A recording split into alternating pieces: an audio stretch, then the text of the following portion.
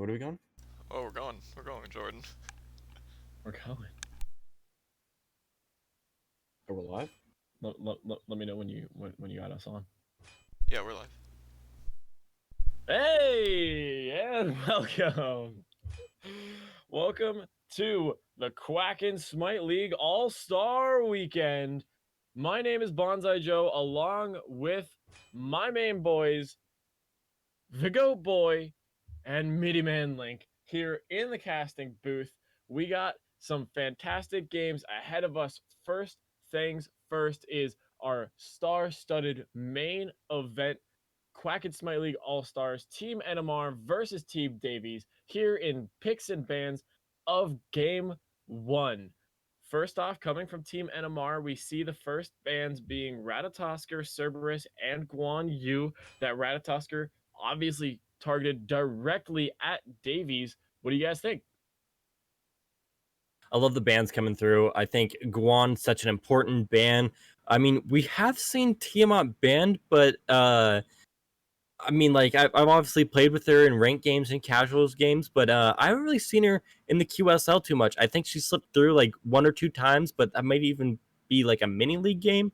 I can't remember off the top of my head, but still not a bad ban at all. I think the Athena ban is so strong. I really prefer the Athena ban over this Apollo ban, just because if they're gonna have the global ultimate, I think the one that takes a little bit longer and then doesn't have the taunt is the one that you'd rather play against.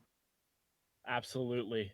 So you do note that the Apollo is available, but there's no ignoring that Subkiller 22 is playing in this game, and we also have a King Arthur available. You gotta watch out for that, don't you think? Yeah, for sure. But as you say, that Apollo does come through. So Apollo's going to be first picked here for. I don't know the team names actually. Which Team NMR. is it? Is it still just Team NMR and Yeah, Team it's just Davies? Team NMR and Team Davies. Yeah. We Okay. got NMR's Oh yeah, I Barmy see the stream. Army, actually. Oh, Army. I actually didn't know that. That's awesome.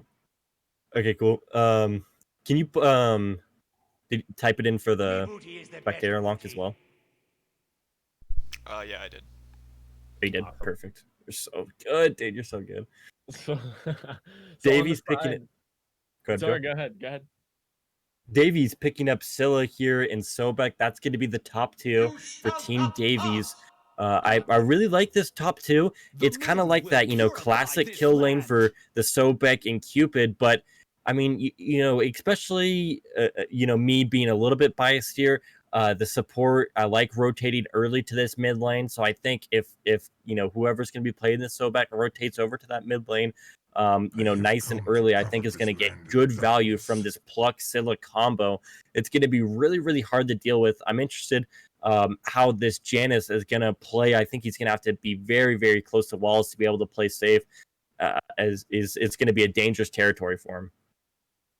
Without a doubt, we see that Chernobog being picked up, something that we've seen consistently being played against that Apollo, used to counter rotate. And I mean, the Chernobog ult is even faster than Apollo. It's just that the god itself is just not as strong. What do you guys think about this consistency to pick up the Chernobog in terms of countering that Apollo? I really like this Chernobog if you're playing it with certain conditions. I think if this Apollo is just going to split push and ult over to solo side or mid fights or whatever, I think it's really good. And especially late game, I think Chernobog just stalling the split push and just waiting for Apollo to ult over to his team and then following up afterwards is such a strong counter to this Apollo. But if this Apollo isn't going to use his ultimate like that, I think Chernobog's not a bad god at all. Don't get me wrong on that one, but there could be some other picks that could flow into this spot as well, besides this Chernobog. But I think it all really depends on how whoever's playing this Apollo is going to be playing that Apollo. So we saw Team Davies refusing to ban out that King Arthur, going more toward the Cabra and Emir that we see Brownside play so often. And then in turn, they pick up the King Arthur before Team NMR has a chance to grab it. So we they are good to take away two of Brownside's three tricks that he claims to fame. But there's one that they left open, and it's Achilles, which we're going to see coming out of that solo lane. King Arthur versus Achilles. Yeah, for sure. Now we're seeing potentially a hover for Susano for this last pick and locked in. Now both teams being flushed out. As you talked about before, this Achilles.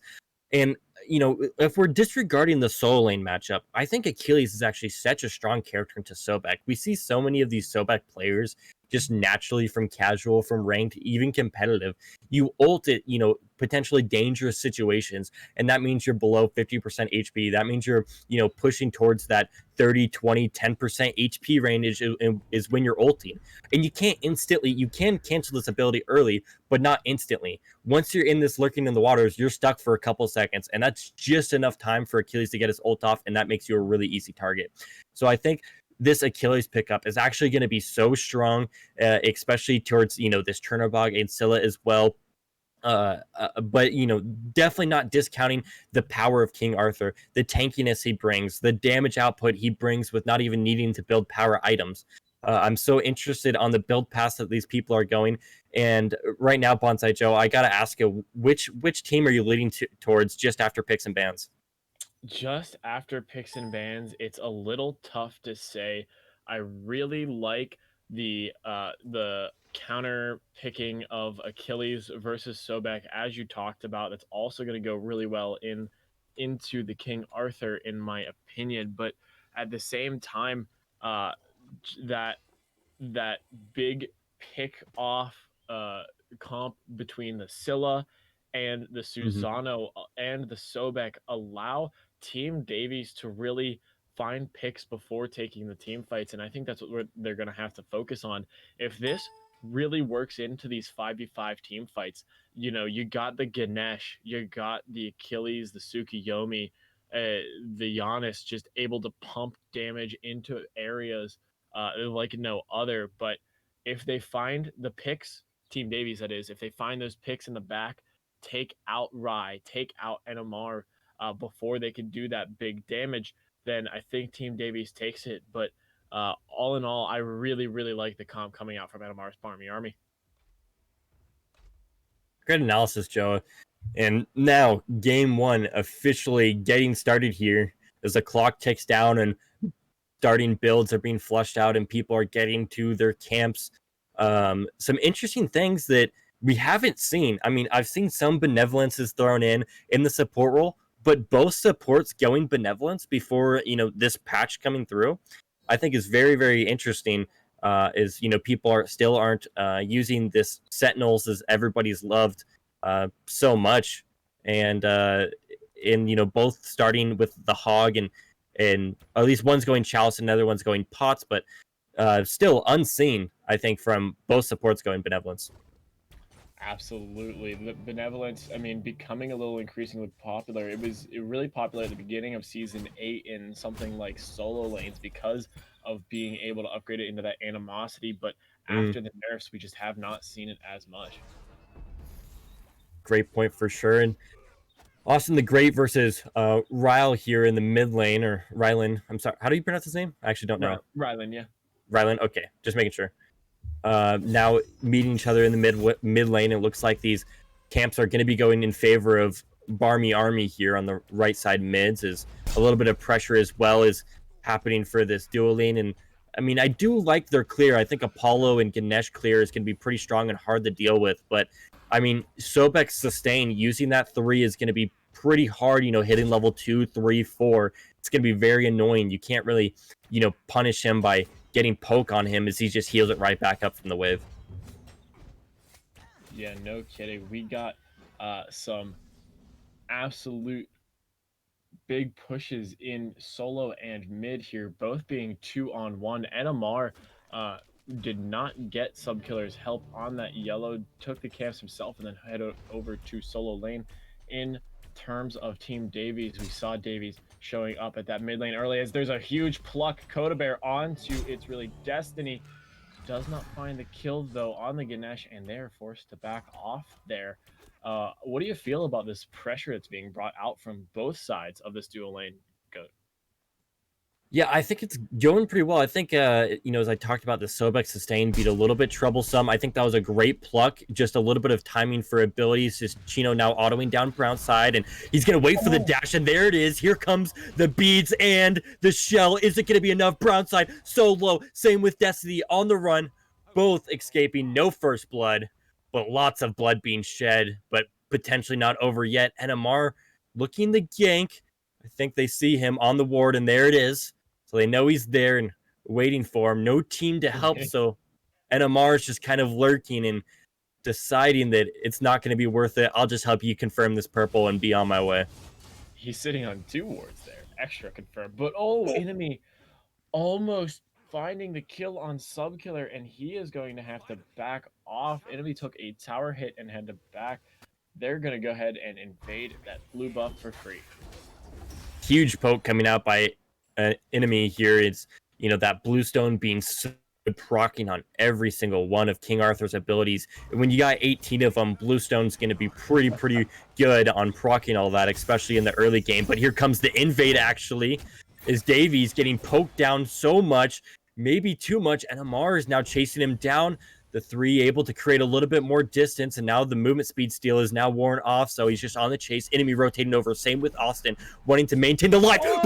In time, Rylan picks up first blood at 13:30 in the game.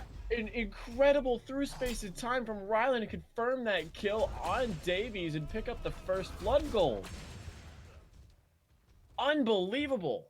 And NMR got his own speed. Well, he didn't pick it up, but he was able to get the camp. Right. What a great counter to that invasion by NMR. Perfect timing. Just a great way to focus down Davies. I thought that chase was going to end a little poorly with those rotations from Austin in enemy, but when your Giannis is hitting ults that well, doesn't matter. Yeah, for sure. I like the invade attempt, but as you talked about before, I think Tsukiyomi confirmed at least the buff, and if not, I think all 3 of the camps there. And that's oh so important when you're invading. Invading isn't about, potentially getting kills. It's not about getting your own farm.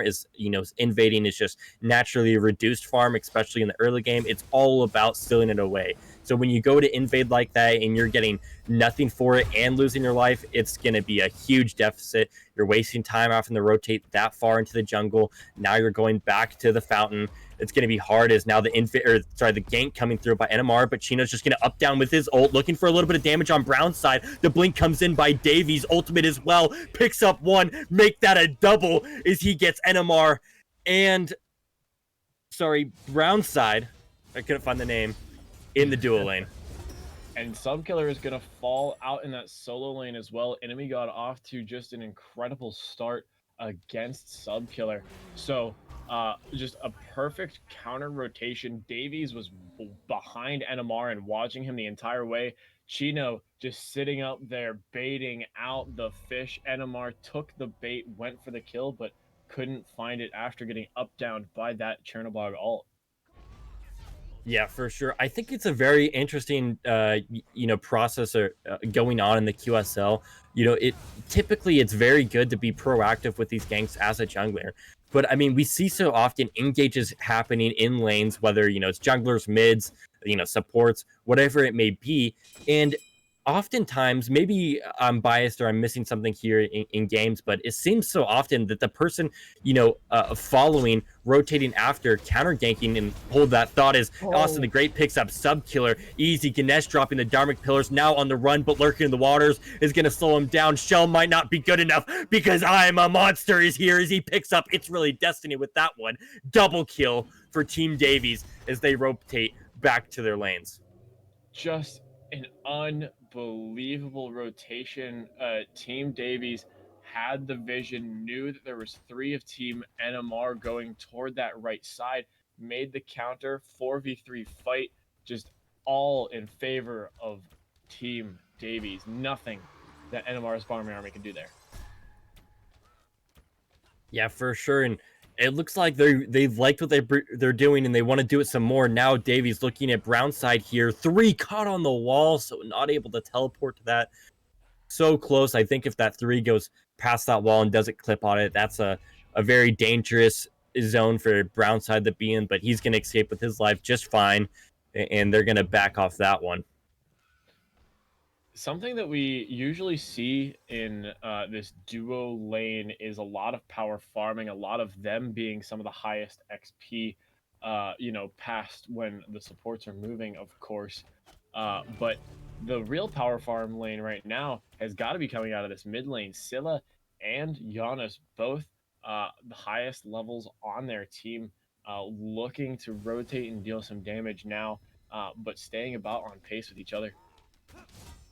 Yeah, for sure. Great point, Bonsai Joe. And I also want to point out the fact that we don't want to miss is they did get a fairly easy purple invade, taking that purple away from Brownside. And as I talked about before, buff stealing is so important to steal XP away. And Nimi barely missing that fully charged ultimate. Now Suki picks up a kill on Coda Bear, actually on Sobek lurking in the waters in mid. Rylan through space and time. He hits it again on Austin the Great. That's going to be 2 for 0 in the mid lane. But Davies trying to answer back, doesn't get the pull. He's going to have to dash away, and looks like NMR is going to escape with his life. It is tier 1 tower retaliation, or people rotating over, duo lane specifically, over to this mid lane. Is Chernobog going to dash into the wall for safety?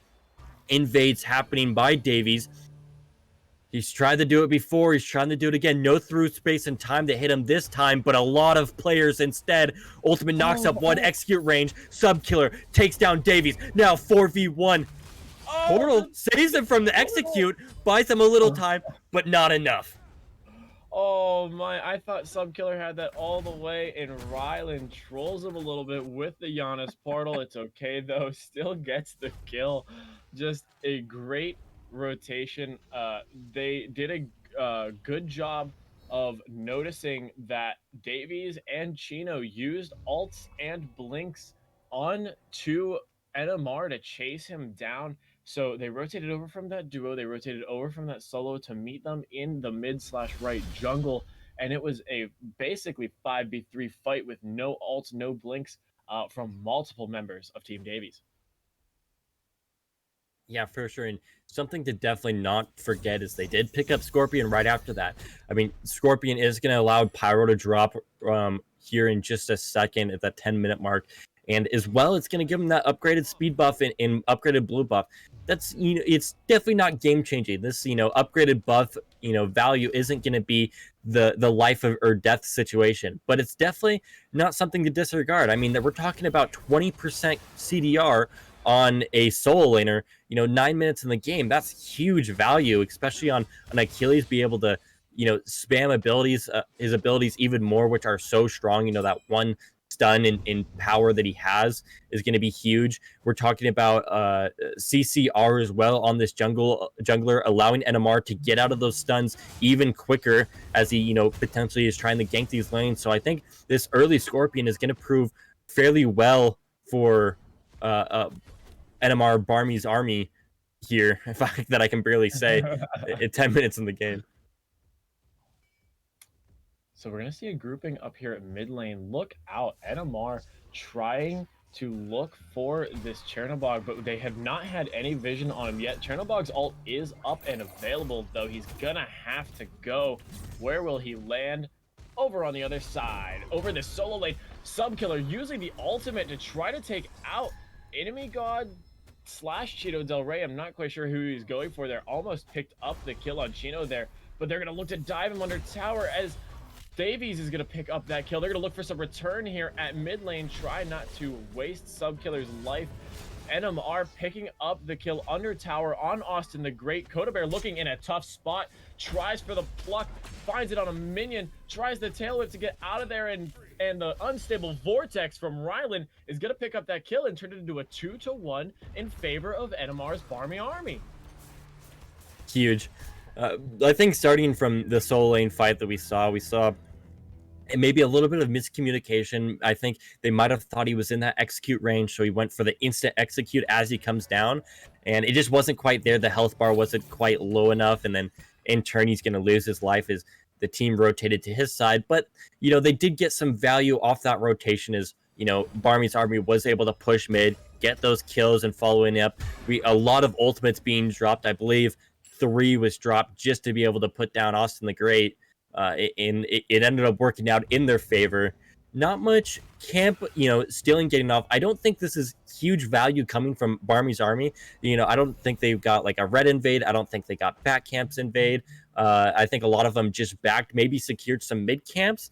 So it's not, as punishing as it could have been, but deaths are still deaths, and that's still good for Barmy's army. I think that the ability for Rylan and Destiny to back off of that mid fight there that almost broke out was really good recognition of the fact that the Barmy Army doesn't really have a whole lot of ults. Well, it didn't. They do now, but they didn't have a whole lot of ults for that. And the ability to back off and wait for this fight that's about to break out was a good decision. Yeah, now we're starting to see this 3v3 stare down in mid lane. I mean, no towers have gone down yet, except this, duo lane tier 1 and left lane is Brownside's been able to get a good amount of pressure onto Chino Del Rey with this Apollo. Such a strong god. Everybody's loving him, and we see him work well. Blinking past that pluck. Rylan looking for the execute.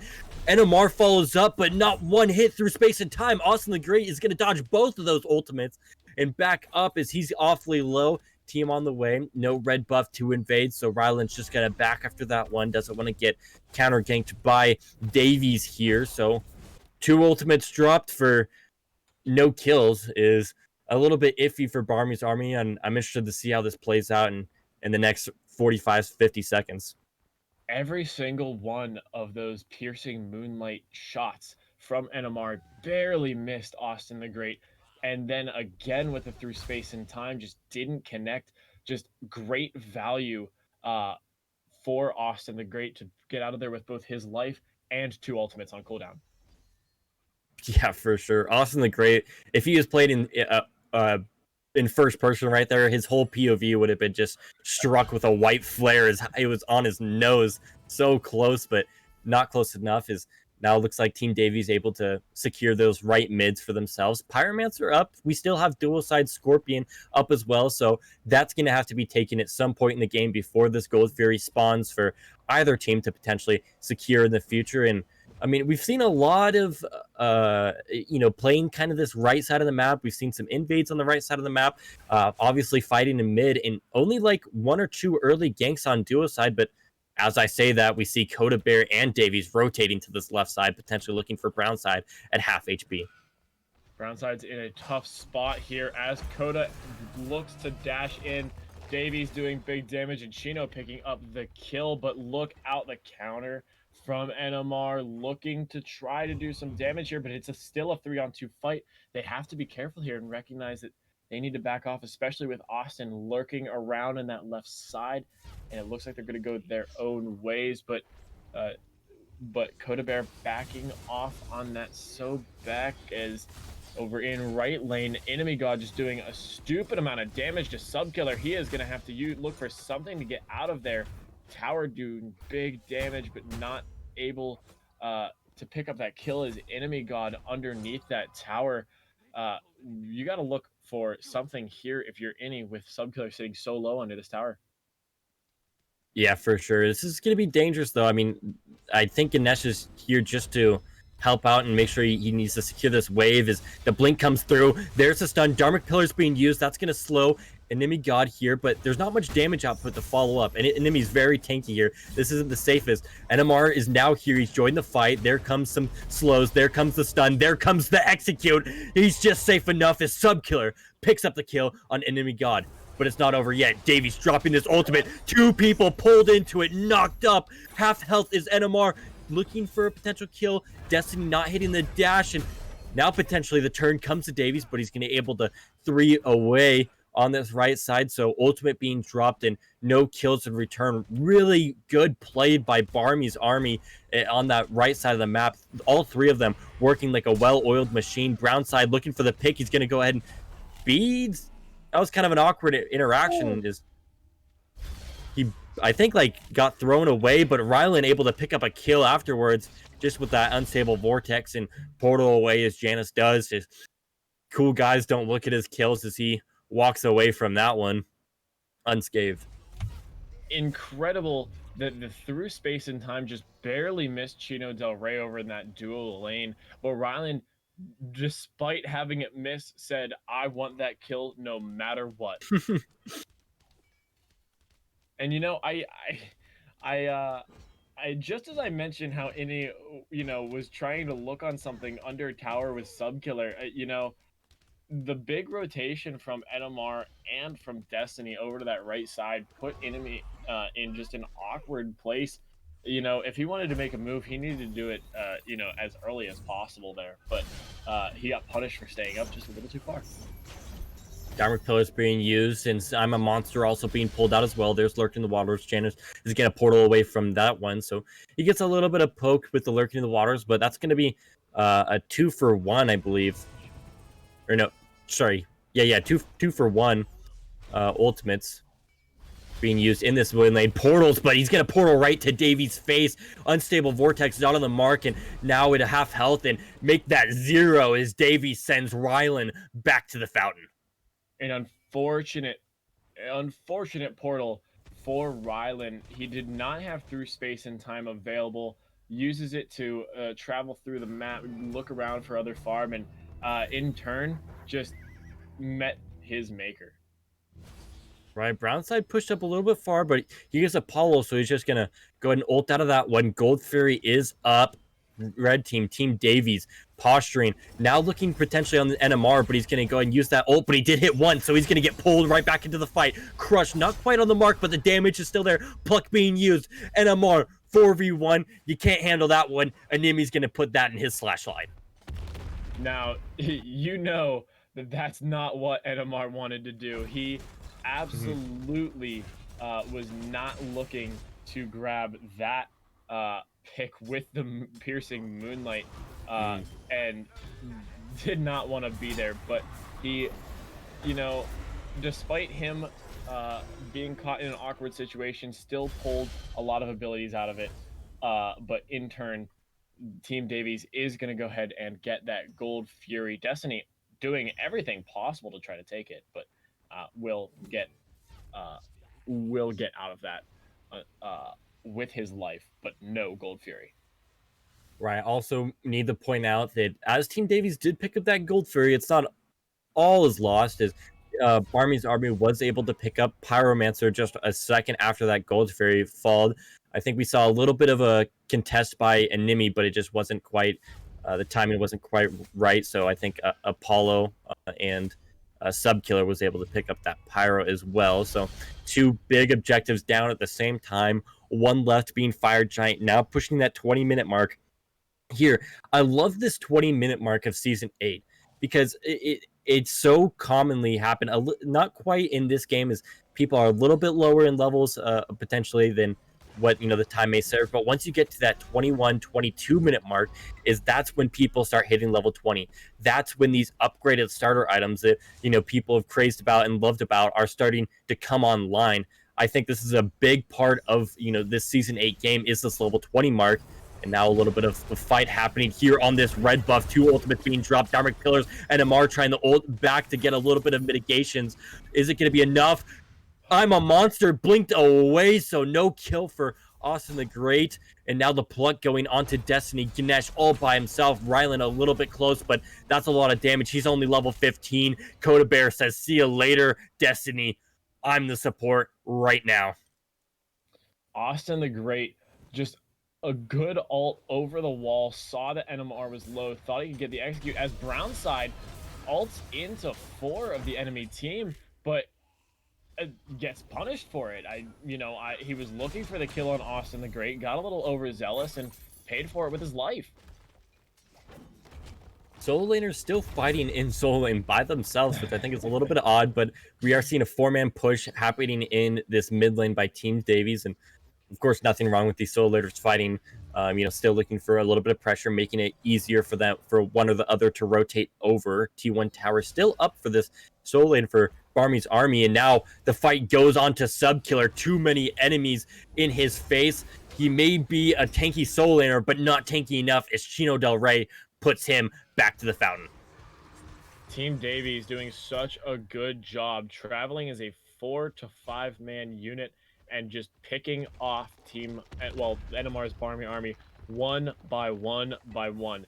They got Destiny. then they got Brownside, then they got Subkiller, then they took a tower, all as a team, and they're really trying to get the most value out of this. Right. Can we take a look at the gold in hand here? I don't think a lot of these Davies players have backed. And, after all that has happened, yeah, we're seeing 2K, 2K, 1.5K for, 3 players on Team Davies. This is going to be huge backs after, we got that tier 1 tower in mid, we got that tier 1 tower in right. A lot of gold is going to be put to good use, especially at this 22 mark, potentially finishing off starter items, potentially, finishing out that 5th item slot or 6th item slot. I think this is going to be a really, really important time for Team Davies to be able to push their lead, potentially on Fire Giant or potentially sieging more towers. Looking for a kill on brown side is Davies over here at this left lane, and they're going to have a full man rotation. They know that Oni Fury is coming up soon. Davies with the pull in and the fire 3 and the teleport picks up that kill on brown side, but knew that he didn't have enough time to get away with it. Had to try to fight for his life, but didn't quite get it. NMR's Barmy Army, though, knows that Team Davies is all on this left side. Going to try to get the pressure here around the gold, or around the fire giant, rather, but are going to have to back off and look for picks as Coda Bear is caught in an awkward position. Chino and Davies going for that left side tower. NMR's Barmy Army needs to pick some fights here while they know 2 are at left. Otherwise, they're just going to lose this pressure and lose a Phoenix over at left side for free as they kind of stumble around in that right jungle. Destiny going back to try to defend it will not be in time. NMR looking to run. Coda Bear dealing a lot of damage. Piercing Moonlight coming out for NMR. Hits Austin and Coda a lot, but doesn't find anything significant. Going up to help Subkiller, though. Enemy God using the ultimate on Subkiller and almost finds the kill. He's gonna have to use everything to catch back up to him and will find it. Davies picking up the kill on NMR. Ryland, though, picking off Austin the Great at the mid lane, looking for some return here as Team Davies overcommits to chasing Subkiller and NMR in that mid to right jungle. So Ryland getting some form of value out of it, but Brownside falls as well. Huge damage coming out from Davies as he is going to look to back and spend that 4,000 golden hand that you were just talking about. Yeah, for sure. And I think that was a great play by Team Davies. As you talked about, someone needed to fight or someone needed to back, but Team Davies actually played that fairly well with 2 people pushing that left side in the entire time. All members of Team Davies just kind of, keeping the enemies at bay, not allowing them to back, kind of, tempting them into this fight, allowing them to freely secure left side Phoenix. I mean, sometimes people can get misconstrued, about the game and get maybe a little too analytical. I mean, this is a game of whoever kills the Titan first. And the only way to get to a Titan is you have to first get past towers. And then after towers, you have to get past a Phoenix. So, you don't need Fire Giants. You don't need Gold Fairies. You don't need Pyros.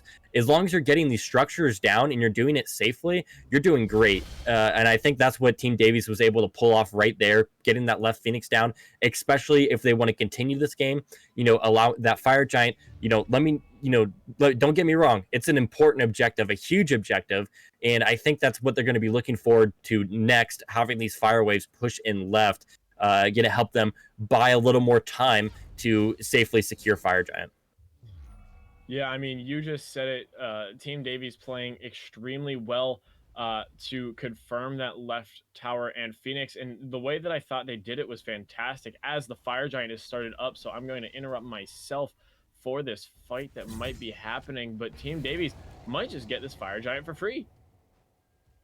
Yeah, 26 minutes in the game, a huge point for Fire Giant. And if this game, goes even longer, next Fire Giant that's going to be coming up is EFG. So I think this is really important for Team Davies. I think if they can get pressure, they don't necessarily have to end the game here. Obviously, if the opportunity presents itself, you want to take it.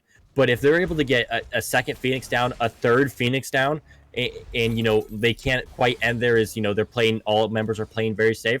That's fine. That's going to be 3 Phoenixes down, setting up for EFG, and that's going to be a perfect spot that Team Davies is going to be in to be able to end the game. Now pushing this right side Phoenix is going to be Team Davies, and a little 4v4 as solo laners are chasing each other on the other side of the map, and buying time, I guess, for this a little awkward 4v4, but nonetheless, Phoenix still at 3/4, so not much poke done, and pressuring them out a little bit is Barmy's Army. They do have the Fountain on their side here. Is Davies potentially wanting to rotate all the way across the map to this solo laner? Interesting play here is Subkiller just kind of circling these rocks. He's walking in a circle. Subkiller is wasting so much time from Davies and enemy, and they are gonna find that kill, but dare I say, Subkiller running around a rock for 10 minutes might have saved that right Phoenix. Honestly, I think you're right. I mean, we do see the Sobek building Compassion, building Stone of Binding. I mean, and also like a tier 1 of the Pridewind Erendite tree. That you don't get protections from that tier 1. Davies executing Brownside. Brownside, Where does Health Bar go? Yeah, what? I didn't even get time to recognize that. All of a sudden, he was dead. And that's going to be putting Brownside, a huge component of their team. And ADCs are so important late game. Especially on deterring a defense. He's down for 40 seconds. Left Phoenix did come back up, but it's going to be a 5v4 with 5 people with Fire Giant. This is going to be a mid Phoenix down, and potentially a left is now NMR pushed up through space and time as well as Rylan looking for damage. Aegis being used, but not in time. He's going to puff the portal away, and he's buying some time a little bit. But Chino using that ultimate to try to catch up to Rylan, who ran away, but he's just going to run back to his team, realizes that Janus is just a little bit too fast. Pluck coming through onto NMR. The stun not there as he's getting chased down. Dharmic Pillars being used for peel, but not good enough. Davies picks up NMR. That's going to be 2 down. Brownside spawning in 2 seconds here. Going to enter the fight. Now ultimate comes on Destiny. Destiny, too low. That's a double kill for Davies. Davies, you're divine. That's a triple. Subkiller goes down as well. Minions pouring into this Titan. Make that 50%, make that 10%, make that 0. Team Davies picks up game 1 of the All-Star game at 29 minutes. What an incredible first game of this set. We saw it neck and neck, just the whole way up until just a few team fights, a few rotations. Davies getting an absolutely incredible lead out of that jungle, not early, but late. And that is what put Team Davies over the edge and to this game 1 victory. I mean, you take a look at that game, and I mean, where do you give the MVP? I mean, Davies just did such a great job of pushing that late game, pushing those team fights, doing so much damage, especially with that Susano ult. But you can't say enough about Coda Bear's ability to pluck, find picks, catch people out. And I mean, I thought he did well as well. I mean, just everyone on Team Davies, Austin just, I mean, pumping damage from the back line, dodging ults left and right, forcing the Barmy Army to overuse stuff on him. But I gotta give it to whoever was doing that shot calling. Before I interrupted myself at that Fire Giant, I was talking about the very particular way that Davies and Chino Del Rey were going about that split push in the left lane. They were taking tier 2, they were taking Phoenix, but they knew they had nothing to worry about. Coda was pulling 2 of the Barmy Army by himself. I believe it was NMR and Destiny staying perfectly alive, while Rylan and Subkiller were up taking a tier 2 tower in right, and then they had Austin the Great and an enemy god dealing with them there. So just fantastic shot calling coming out of Team Davies is what I think won this game at the end. Yeah, great points for sure. And of course, going in line with everything you said, I think it all starts with this Apollo in left lane. Apollo, if he's sitting in left lane and there's other commotion going on in mid lane, maybe at Fire Giant, maybe at Soul Lane, and specifically in this late game, Davies played it so well, getting those picks off, on to Brown side. It's setting up his team for success. I mean, any team that in a competitive game like this, you should be winning 5v4s, and that's exactly what Davies set up for his team. He made these situations on Phoenix pushes, on Fire Giant fights. He made it 5v4s by getting these picks on Brown side, so early on before the fights even started. And I think that's just a great job by Team Davies, a great game for both teams, nonetheless. And I'm excited to see this next one. I mean, I talked about that a little bit as the game was starting. If Team Davies found those picks, found those team fight advantages, they were going to win. I don't think I saw the NMR Barmy Army take a full 5-man team fight a single time that game.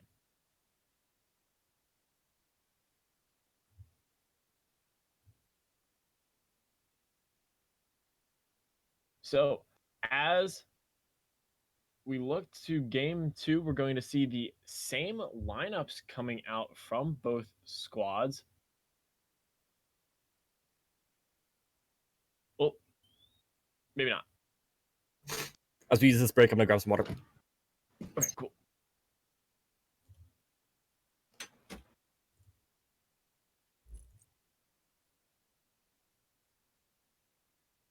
So looking toward game 2, what we're looking to see out of uh, this this team NMR comp. I mean, they played for the team fights last game in their picks and bans, but didn't quite find it. Chino Del Rey did a fantastic job of keeping Brownside behind, not allowing him to split push in the same way, using that Chernobog ult perfectly to get them ahead.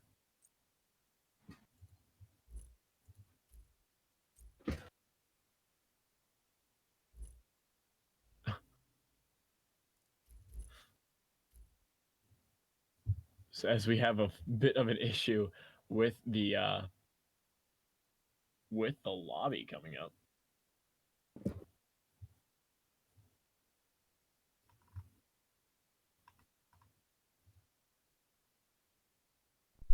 Oh, it looks like Okay. they didn't set up a conquest draft.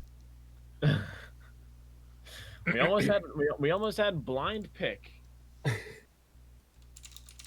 Blind pick all stars coming to you soon. We're still live, right? Yes. Yes, sir. I love the chatter happening in chat after game 1. A lot of people debating about this MVP. Some people, voting for Davies. Some people saying Innie. And I think some interesting conversation is happening. Some debates going on. Another.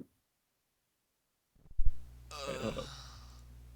Another failed. God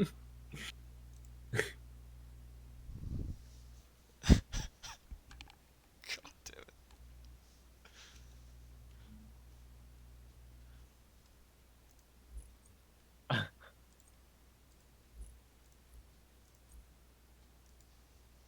it. Okay. NMR is struggling to set up lobby. So we are a little delayed in the start of game 2, but Jordan, I want to hear your take. What can NMR's Barmy Army do to really shut down Davies in game 2 and really try to look for this win? Great question. I think it stems from every lane of the map. I don't think this is necessarily a jungler matchup. I don't think this is necessarily a picks and bans thing. I think this could be just maybe a vision and warding thing. I think allowing Davies to be able to rotate whatever lane he wants and not being caught on wards, and allowing him to gank your lane. I mean, we kind of saw it in mid, kind of saw it in solo, and solo can kind of be excused because typically the characters are a lot tankier, but in duo as well. I mean, I think having a good player like Team Davies, you can't just try to fight your laner and the gank coming in. I think it's just smart to see him on the ward, get to your tower, and just if this is season 8 smite, you're not getting 0 gold from minions coming into your tower. It's a little bit of a deficit, but I think this deficit is going to be a lot more important than your life. So it's a matter of warding, maybe it's a matter of communication. I'm not quite sure, and I hope Barmy's army figures it out coming into game 2, and being able to play around Davies and not let him go wherever he wants to go is going to be huge.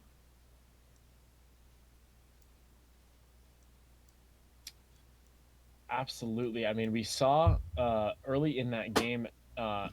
We saw early in that game NMR looking for some of those rotations on Chino in that duo lane. And, as soon as he got over there, he was standing on not one, but 2 wards off of uh, off of that dual lane from Codabear and Chino Del Rey. So,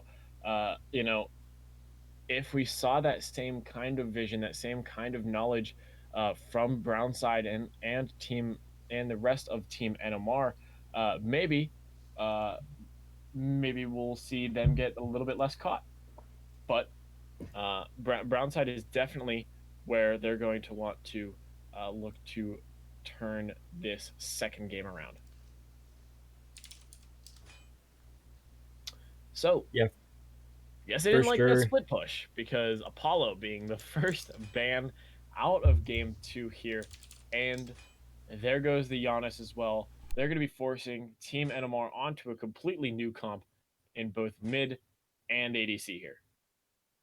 Yeah, for sure. Some similar bands coming out. We see the Rat, the Set, the Tiamat, the Athena, and now Janice and Apollo being these new ones that were played in game 1, now not being played in game 2. I mean, even though Team Davies is on the right side for you guys, they are first pick, and it looks like they're going to lock in this Guan Yu first pick for them.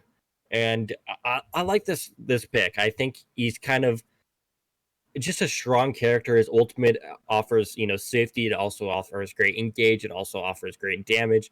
Um, Against an Achilles now, which I think is interesting. I think his playing around this heal is going to be huge for this Guan Yu, assuming that he's being played in the soul lane. And I think it's going to offer a lot of versatility, whether it comes to rotations or maybe even staying in lane. Yeah, Guan Yu is a ban that we saw out of the first game. We know enemy is just a big Guan Yu guy. We saw it in those games against It's the Resistance last week in his first games as a solo laner in the QSL.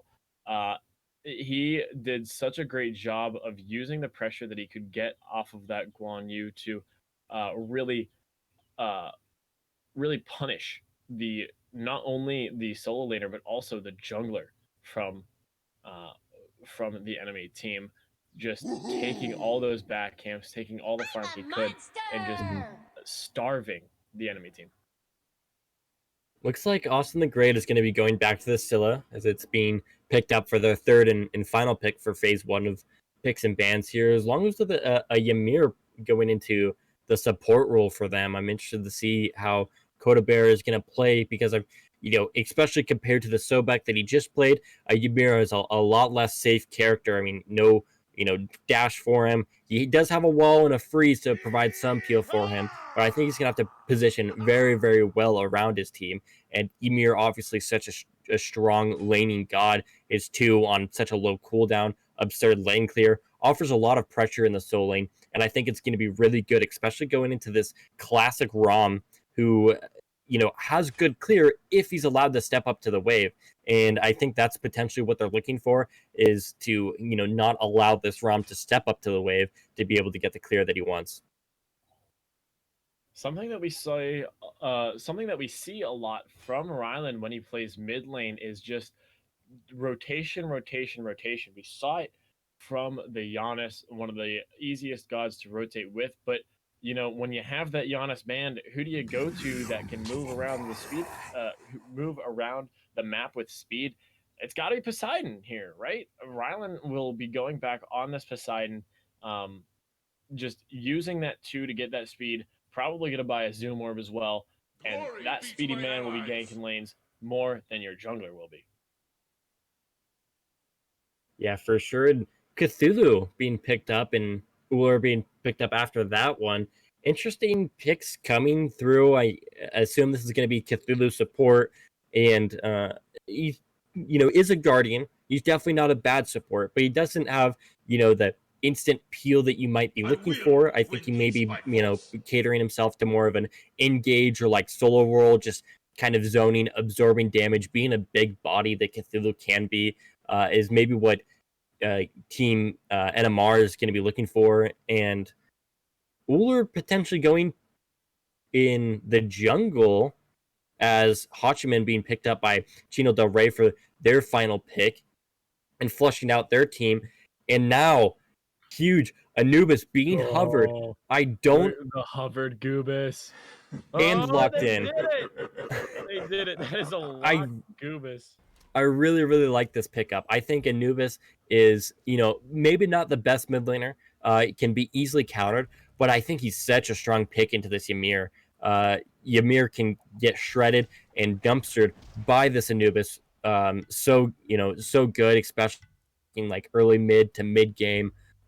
He's definitely a dangerous threat, and I'm very interested to see how he plays this because it's going to be hard. I mean, Anubis is definitely not exactly a counter pick that you would say into Scylla. I think this is going to be very, very easy setup for Austin the Great to hit his abilities, and I'm very, very interested to see how this mid lane goes. Now I'm a little confused as to what this lineup is gonna be. I think we'll see Subkiller back in solo lane on that Achilles, but where's NMR gonna go on this Cthulhu? Where's Destiny gonna go on this Poseidon? There is some odd names attributed to each of these very odd gods on the side of NMR's Barmy army. These are some picks that I have no idea where they're going, and I cannot wait to see NMR on a Cthulhu, right? Like, what is going on with this team comp? Are we going to see an NMR in support? Are we going to see Destiny on that Poseidon jungle? Are we going to see a Cthulhu jungle? All is possible here from Team NMR's Barmy army. Uh, and Yeah, I am sure interested to see where each of them are going to go, even though we're going to see pretty normal lineup minus the older jungle. That is a very interesting and fun pick from Davies, but that Uller jungle is going to be something to look out for from Team Davies. But other than that, a pretty normal lineup. Yeah, for sure. I would like to point out last time I've seen NMR in a competitive league match playing Cthulhu, he did play solo lane. So this could be a potential pick that he likes to go solo. He is heading that direction on the map. And could this Benevolence Achilles? Okay, Anubis so we're gonna support? so no, that's gonna be an Anubis mid, Achilles sub killer going on support. Sub killer support. Um, Destiny jungle. No. I think Yeah, they might be Destiny looking jungle. for. They're looking. This is the sub killer start. This is the sub killer Yeah. start that he talked about after that game against Gloria, all in versus Gloria at Morden. This is something they're gonna look at here. Rye and sub killer starting here, and now sub is going to beeline it straight for that purple, but it looks like Rye is actually gonna be on an ADC Anubis here. So it's ADC Anubis. They didn't quite get that purple invade that Subkiller was looking for. That's going to be Destiny and Jungle on the Poseidon. Rama mid from brown side, and that's a Cthulhu in solo. Yeah, I mean, I'm gonna be honest. I've seen this start I think once before, and or a similar version of it, and I'm not exactly a fan of it. I think it I think the point of it is to potentially get a kill onto the mid laner as you're sending 2 people to mid lane instantly. And I don't think they've got a kill off of it before. I think it definitely has potential. I like what they're going for, but I mean, early kills. I mean, the only thing that's really important about it is this first blood bounty that you get. I mean, you're not stealing away farm this mid game. You're just kind of slowing your own farm down as the jungler not able to get to his speed and back camps. They're kind of just sitting there for a solid 30 seconds of the game, and so I think like I said, it has potential, but it's just not something that they're getting good value off of. But maybe they get good value off this blink freeze as Subkiller gets awfully low. Oh, but Coda Bear is looking a little slow. Subkiller has that tier 1 boots, and I mean, Coda Bear looking low in turn though. Destiny able to do damage and pick up the kills. Chino going the side of Destiny and Coda going the side of Subkiller 22. And that beautiful rotation from Destiny and Subkiller's ability to stay alive is going to turn that into a 2-0 difference for NMR's Barmy Army. Yeah, for sure. Huge rotation coming through. I think right when this Ymir realizes that he's not able to get the kill, I think he should have retreated a little bit earlier. I mean, when you push up to this purple buff, you got to assume the rotation's coming. Unlucky for them that it's 2 people rotating, 2 big bodies rotating, scary bodies rotating to be exact. And it doesn't work out for them. They're able to get up first blood and a second kill to follow. So it's not exactly what you want to see happening in duo, but this is definitely not game deciding for sure. So we're seeing Chino and Coda go back to that dual lane, look to kind of go back to that pressure that they had. The blink freeze from Coda Bear was almost perfect, but didn't quite find the kill. I think if that 2 for 0 is actually a 2 for 1 with Subkiller, being dead, maybe it's not even a 2 for 1. Maybe it's a 1 for 1 off of that rotation. You really never know, but Subkiller's ability to stay alive in that situation was absolutely vital to the success here in the early game from the Barmy Army. And Coda Bear is looking to try to make those plays, but just make them better. Yeah, for sure. And interesting to see again. I almost want to say, as this patch came out, 2 supports going benevolence again for game 2. I'm so surprised. And now Poseidon using that Kraken onto Austin the Great has to pop the beats. Beats falls as well by Destiny as Davies potentially looking for a kill here. But Brown's side trying to get some autos off. Davies doing a good job of dodging absolutely everything. Now his ability's coming back up. No axe available, so he's going to walk away from that one. Now dual lane getting some pressure for Barmy's army here as Wave gets pushed to tower line, but they're going to go back and secure some safe farm for themselves. Austin the Great doing a good job of recognizing he kept the crush on the ground to secure that camp and was able to get out with his life. Knew Davies would be fine, and absolutely played that safe enough to escape with his life, and everything was fine for him. Yeah, for sure. He's even still got a level lead in here. Well, about a half level now, but still. Sure. Any XP though is better than none, and looks like Rylan gonna go down, but he picks up 1 kill, so it's gonna be kind of a carry for carry trade, and now a potential gank looking here on Subkiller. Gonna use that ultimate, hits it on Coda, but there's the root, there's the crush, and also Ymir using his ultimate, picking up the kill on Subkiller. So that's gonna be with a rotation, a 2 for 1 trade in the duo lane. Looking very good as they were rotated early on by Barmy's army, and now they were able to finally answer back with a Team Davies rotation. A tough play there for Rylan. He went in for the kill, found it, but took just 1 too many tower hits before he was able to get out. And in turn, that was a 2 for 1 for Team Davies. Not what you want to see out of Rylan. I think he really wanted to stay there for that fight, because if he picks up that kill and it's a 2 for 2, then maybe Rylan still falls, but getting that damage out would be the most important thing there. Interesting you say that because I'm actually going to go towards the opposite. And I'm going to say that I think this is kind of what Rylan wants to do. Huge kills coming through as the dual lane were able to 2v1 get a kill. And also Destiny using the Kraken onto Scylla with no beads, able to pick up a mid lane kill. So that's going to be 2 kills in favor of Team Davies. But as I was saying, I don't think the point of this Anubis is to, play it like ranked, try to get fed and win the game.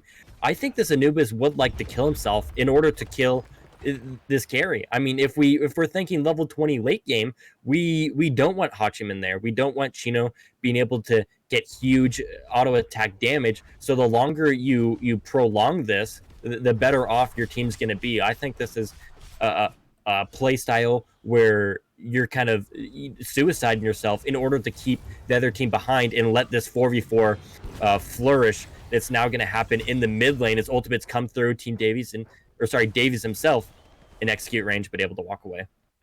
Just big damage coming from Austin the Great onto Brown's side. He was looking so low, but walks out with his life still. Yeah, this game looking a lot like Season 7, where we see ganks in the dual lane like crazy, we're seeing ganks in mid lane like crazy. Solo lane, completely untouched, just farming and beating on each other. No kills, no deaths, no assists. I mean, we are still, fairly early in the game, so maybe a little early for me to say that, but still, nonetheless, definitely compared to Game 1, it's a lot more quiet on the right side of the map. Yeah, well, it's funny you say that. I mean, so far it's been tough to see. Oh, but let me say that there's a big fight going on. Codabear picking up the kill on Ryland as I stumble over my words. Subkiller finds the kill on Chino Del Rey and is going to look to get out. Does not have the ultimate as he used it there. Austin the Great finding the kill on Subkiller there, but there was a pick off in the right jungle as Destiny finds Davies. So that while it was a 2-for-1 over on that left side, they pick up a return kill on the right side, make it a 2-for-2. So, as I was saying, it's been tough to find someone who's been matching Enemy God in lane right now in the QSL. He has just been such a force out of the solo lane, but NMR so far this game, I would argue, has had most of the pressure. Yeah, if anything, at least a stalemate, which is definitely nothing that it is going to be wrong with Cthulhu, especially going into a Guan Yu. We see Guan Yu have such good value, be such a banned out character from the fact that he is able to get pressure and then use that pressure to go harass some mid laners, go steal, speed back camps. That's kind of the value that Guan Yu has in the mid to even mid late game, if not early as well. And allowing this stalemate to happen, I think, is actually just going into Barmy Army's favor.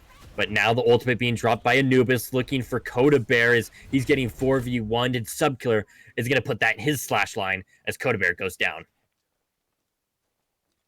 I mean, Subkiller playing support, but sometimes I feel like he thinks that it's a solo lane, still taking these kills. But man, he is using that to his advantage, doing just a ton of damage. I mean, when was the last time you saw a support player at the top of the player damage charts 10 minutes in?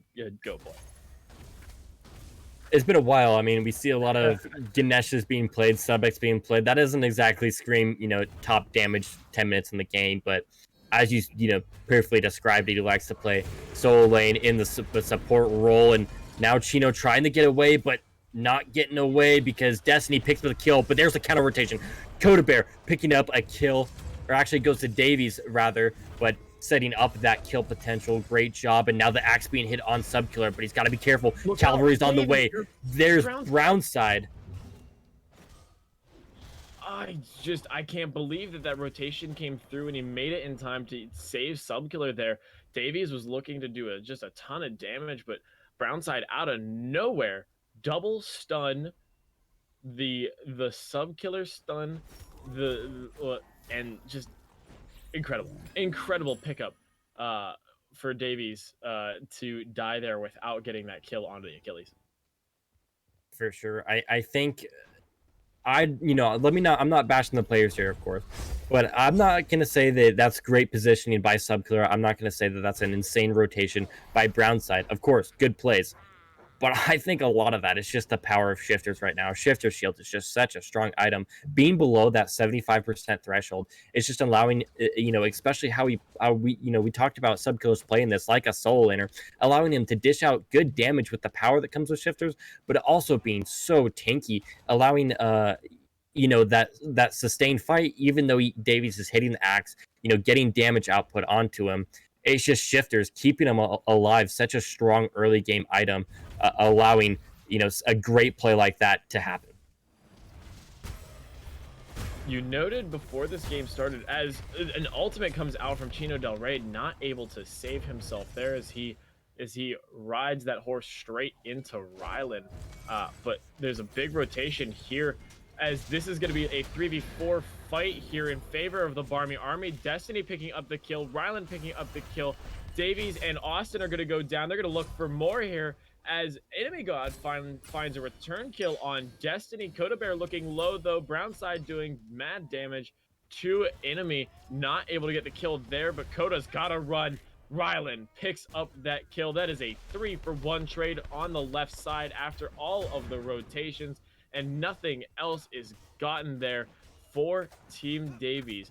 So big Scorpion being taken by the Barmy Army, and take a look at that as they continue to push this lead. Yeah, Barmy's Army has played this exactly how they want to play it, and exactly on their own terms. It's so important. This Anubis is being allowed to play the way he's playing because of these rotations. Like, even if Team Davies wants to rotate over, we've seen Scylla try to get into range of this Anubis, but just not able to get there. Destiny always on the cheeks of this Scylla. Anytime he's getting close, he's getting hit with the Kraken, having to use the beads on Kraken. If he doesn't have it, it's typically a kill. Even if he does use the beads, it's potentially a kill as well. Poseidon doing a great job keeping the Scylla away from the dual lane and keeping as many players away from this dual lane, always having that numbers advantage, doing such a good job over here. Yuri Forever in the Twitch chat saying, I wish Destiny was on my cheek. Yeah, I mean, Destiny playing so well here with his rotations, has done such a good job of keeping Austin and Chino down low. I mean, the focus here from the Barmy Army has been on Chino Del Rey, and you can see it right in those stats. You know it. He's been getting rotated on every 2 seconds. If I'm him, I'm livid right now because they're camping that left side. And I mean, the Army, they're getting the advantage off of it. I love that ultimate by Anubis coming through on that Gold Fury. It's just allowing them to chunk it down, secure with the Kraken is that last burst that they need. It's such a smart play, allowing that, even though Team Davies kind of recognized it fairly early, they wanted to go to Gold Fury, but just not having the numbers. Huge root and freeze, but Coda Bear, beautiful play, putting Brownside down.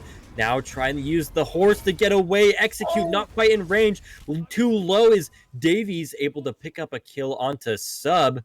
Got a little antsy on that kill and ended up dying under tier 2 tower. What a juke coming out from Chino Del Rey, able to force Subkiller to miss that execute. Sub went all in, didn't really care if he died. He knew he was dying to Davies, but wanted to pick up that return kill. Didn't quite find it as Descent into Madness is used over on this right side. Huge damage coming into Enemy God. He is really struggling to run away here as his health just gets absorbed by this Cthulhu, and Destiny picks up that kill on Enemy God over on this right side. So a return kill by Destiny on the right is just able to now put Enemy behind. That's his first death of the game. Yeah, I think a play like that shows kind of this team perfectly. I mean, Rylan actually getting very low, having to use that rapid ultimate.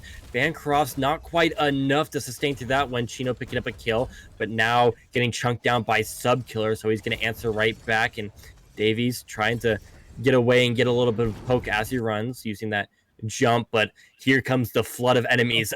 Everybody and their friends are on their way to this duo lane. We've seen it time and again. Good beads usage by Brownside, trying to get Davies out of the fight early, and there he goes. Destiny picking up the kill. Scylla, no crush used. Good wall, trying to keep everybody in, but ultimate's being used, so Brownside just gonna hop up in the air. Now separated, the fight goes. Is Austin getting so low, but Subkiller still able to pick up the kill. A great trade, right? This is still a support. This isn't a solo laner.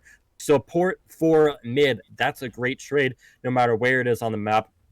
Good play. Ends up dying for it. But a lot of commotion happening on the left side of the map. Still a support. Hey, Go Boy sitting at 5,000 damage above the next top player. 16, almost 17 minutes into this game. Subkiller absolutely running down from this support role. What is happening? This duo lane absolutely popping off from NMR's Barmy army. It's just been incredible to watch so far. Yeah, for sure.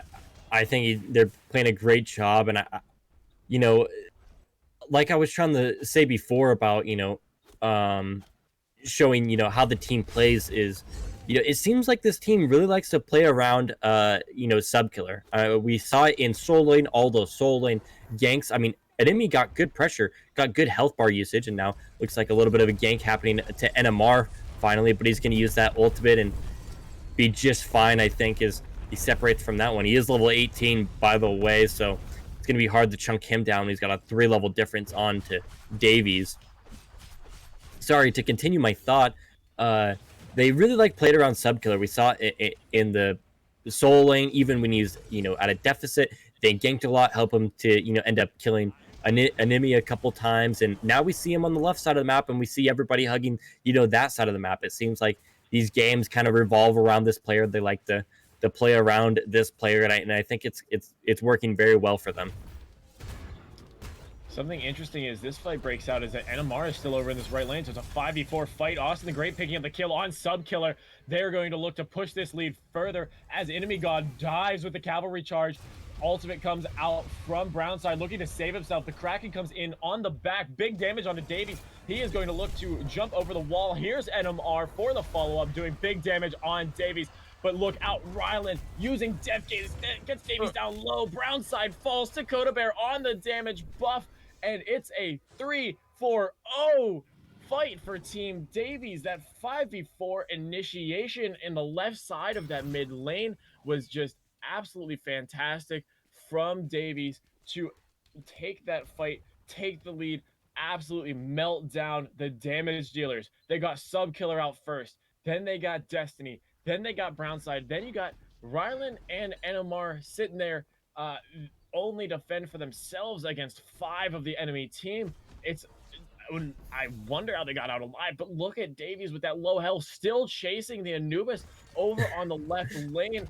He is just sitting there less than 200 health, and there's an Anubis that you're chasing, and he picks up the kill anyways. An absolutely fantastic acknowledgement from Davies to go in and get that kill when Rylan was not looking at Davies, but the Chino Del Rey that was in front of him as Subkiller jumps into 4 of them.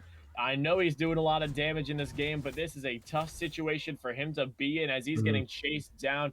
Enemy God, hold the phone. Lots of damage coming out, but they're going to back off and do this Primal Fury.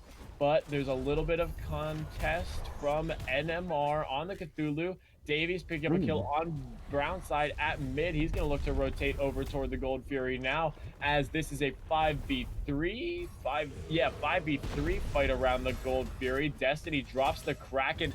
Big damage onto Davies, looking pretty low. Jumps over the wall toward NMR to get away from that execute from Subkiller. Looking pretty low, though. Coda Bear zoning out on the right side. Enemy God zoning out. They're gonna try to look to pick up this primal, but not without looking for kills first. Destiny looking low, falls to the Guan Yu. NMR losing his life as well. Subkiller losing life in the back, is gonna have to run away. But look at all the low health bars from Team Davies. If Rye hits something special here, he could get some kills. Subkiller finding the kill on Davies in the back, but is not able to pick up any more before Coda Bear picks up that kill. I think there's a collective 200 health between about most of Team Davies, but they're going to get out of that fight 3-1 in the extended fight, but it was even more in the long run. Yeah, I think that was a perfect display of this being the All-Star game. Everybody in their like almost own like 1v1s or like 2v2s, just trying to out mechanic each other. I'm not bashing them, saying that their positioning was bad. Don't get me wrong in that regard. But you definitely saw the split in fights. Everybody, willing to try to continue fighting with low health bars. Who gives a shit about, excuse my language, about gold? We're trying to get some kills off of this. Continue fighting. I think almost every player got like 2 ultimate abilities, rotations in that fight just because it was so long.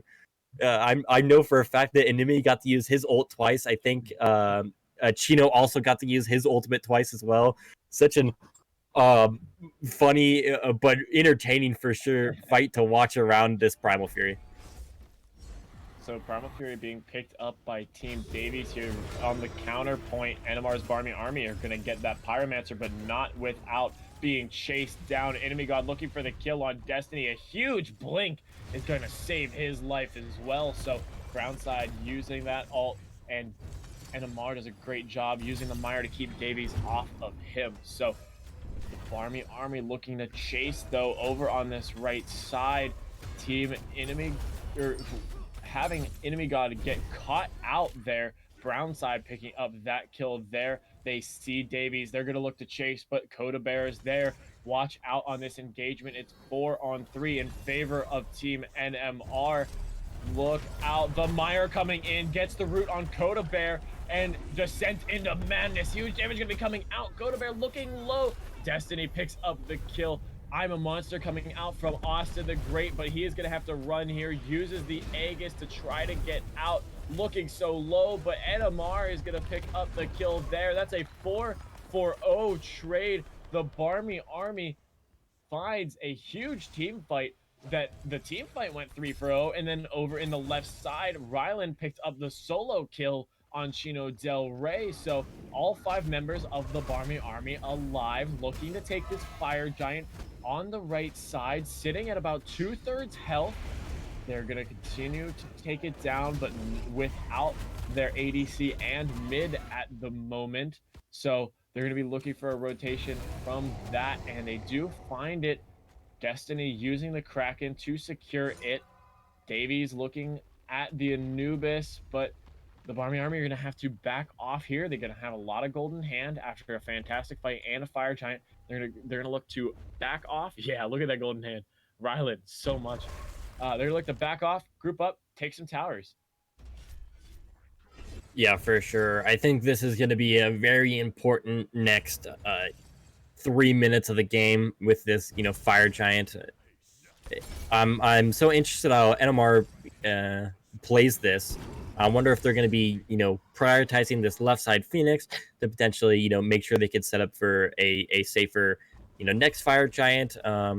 Or maybe kind of just been playing how they've been playing it, just grouping, like especially in that last fight, just grouping better and, getting that outnumbered advantage. But now we see Team Davies start to group together. It looks like they're going to set up for at least a soft defense on this tier 2 tower left side, as now the army starts pouring in for the siege, as tier 2 tower becomes no defense as they retreat back to this Phoenix. Now Davies is here. I think he had the back real quick and looking to play the side by the door. NMR doing exactly what he wants to do. Ulting up, causing big backline commotion. Chino Del Rey Chino no more. He goes back to the fountain. Subkiller picks him up easy, nice and dandy. Kraken in the fountain, picking up Austin the Great. Destiny. That's going to be 2 for 0. Still 5 members up. Make that 3 for 0 as Davey actually gets one of his own. So 1 person down. Subkiller picks up another. Enemy now kills Subkiller. 4 people down. Davies all by his lonesome. Titan, 10 HP, make it 0. That's the game. 25 minutes. NMR's Barmy Army taking game 2. Absolutely fantastic game from the Barmy Army. They found those team fights they were looking for. You know, I said it after game 1. The Barmy Army is a team fighting team. They want to find as a 5-man. They traveled as a 5-man. They got those picks. They just absolutely focused Chino and Austin on the back line, and you know, it was just so good to in these team fights to get you know, the pressure in those situations for the Barmy Army, and they found those kills, those wins, and that translated into a game 2 win.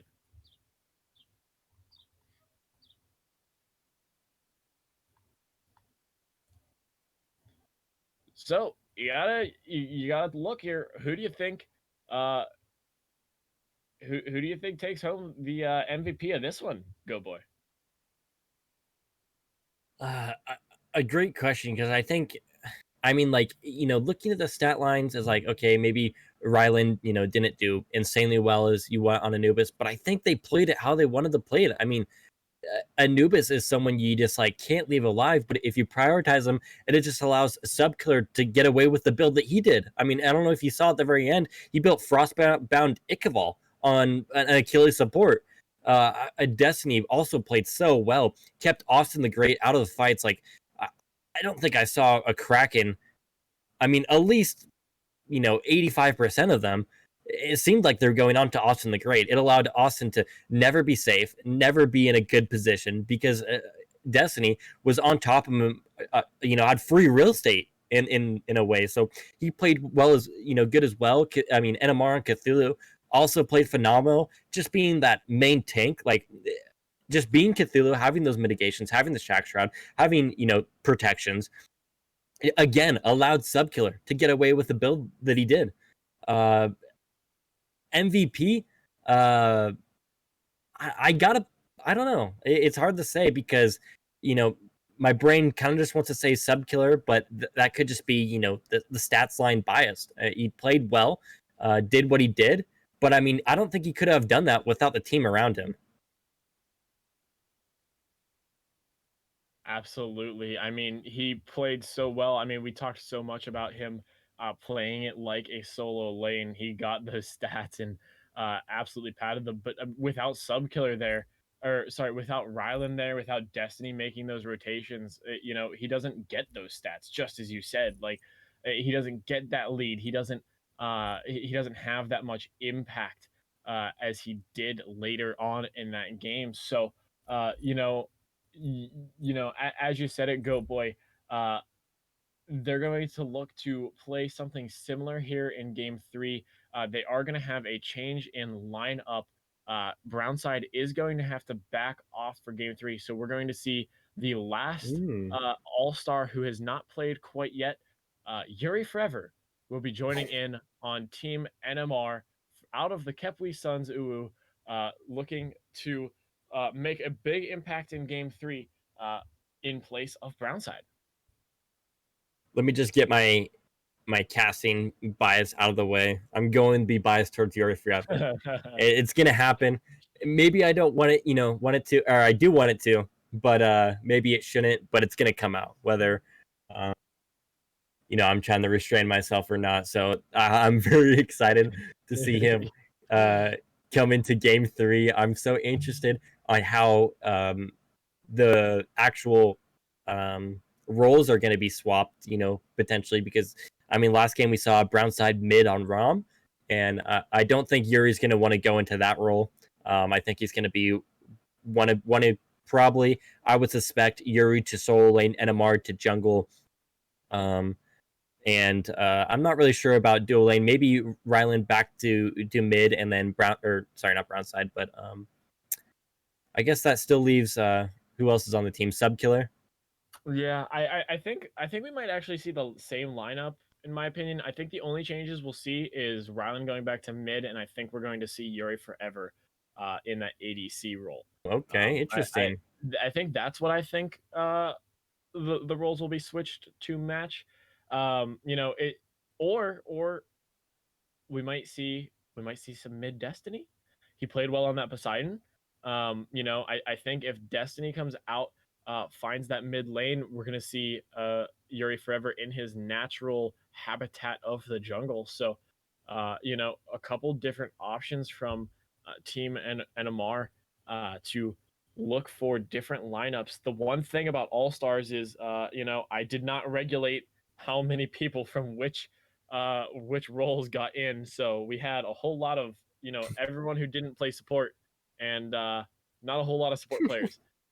So people are playing off role, but this is still some of the best talent that the QSL has, and we are really, really in some fun games here today at the All Stars.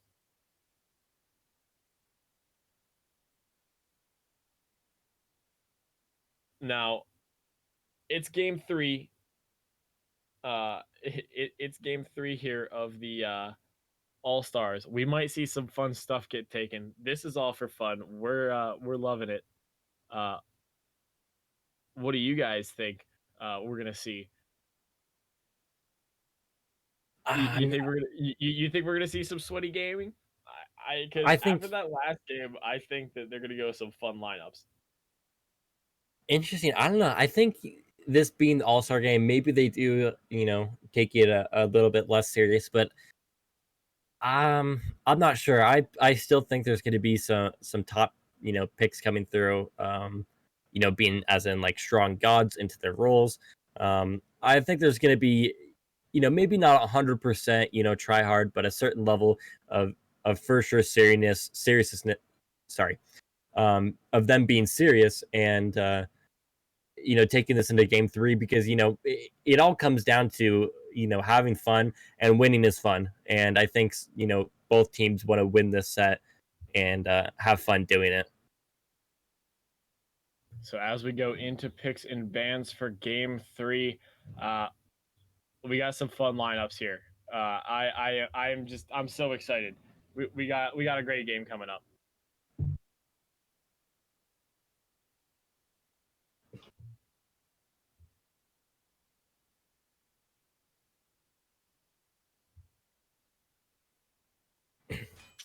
So as we saw in the first two games, no Ratatusker for Davies. First ban out on the side of the Barmy Army. 3 games in a row. You don't want to give, you do not want to give Davies that Ratatusker. But I mean, we know Yuri Forever plays it, so they could have went first pick Ratatusker if they wanted to, get Davies' hopes up by not banning it. But uh, Set, Giannis, and Athena, the bans from Team Davies. More normal bans. We saw these, I believe, exact same bans in games 1 and 2. So Achilles coming out. This will be Subkiller 22's third straight game on Achilles. He's been loving it. It's one of his 3 tricks. King Arthur has not been banned in any of these games. Subkiller has had the chance to play his King Arthur, but has been prioritizing the Achilles over it. So, uh, you know, he's having fun with his Achilles. He wants those executes. He's loving it.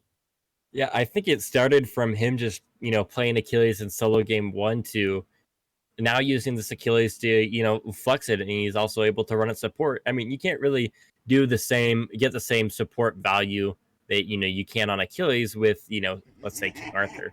So I think that's potentially why we're seeing him play it 3 games in a row, and now first 2 picks coming out for Team Davies. Their top 2 is going to be Geb and Kakolin, so getting their support and solo laner for them for game 3.